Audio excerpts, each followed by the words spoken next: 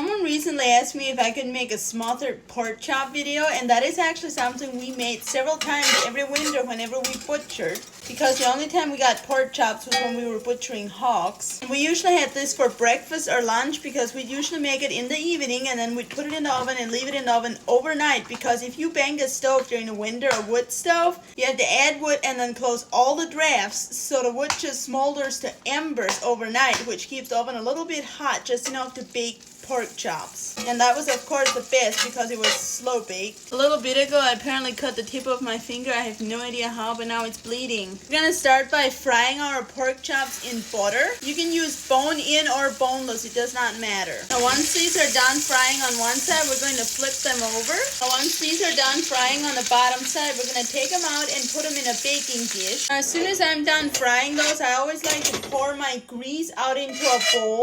You do not want to pour this into the drain or you will regret your life. And the reason I don't leave it in the pan is because it will probably taste burnt.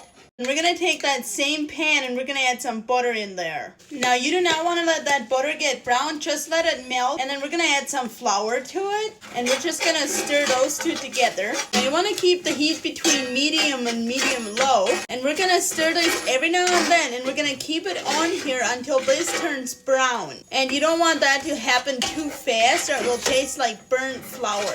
And you'll also have to stir it around quite a bit so it mixes in and doesn't just burn into the bottom. And the reason we don't let the butter get brown before we add the flour is because we want it to toast together. Now the darker brown this gets, the richer the flavor will be, and I do not like mine to taste too rich, so I'm going to add some salt to this now. And you guys have to remember that your pork chops are not salted, so it will take a little bit more salt. Then we're also going to add some garlic powder and some black pepper. Just stir all of that stuff in. Then I have beef bone broths. You can use any broths that you want, but I prefer beef. Just add a little bit at a time. Make sure you stir it in, but also watch yourself because it will steam like this and you don't want to steam your hand. The reason we only add a little bit of broth at a time is because if you add it all right away, then it's going to get lumpy.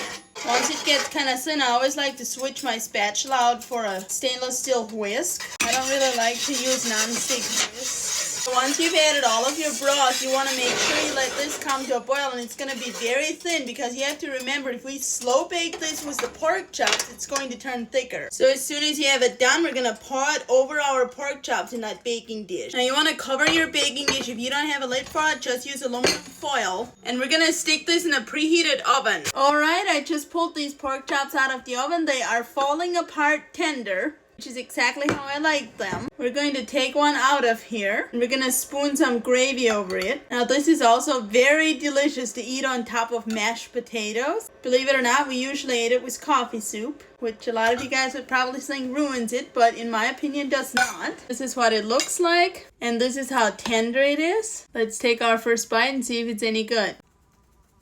This is so much better than I remembered. This full recipe is in my Amish cookbook under Smothered Pork Chops. And the cookbook is only available on my website, socialsbylavina.com. There are some fake ones floating around, so just watch out. And to the guy who asked me to make this, thank you. I'm so glad you reminded me that these exist because they are delicious. Enjoy!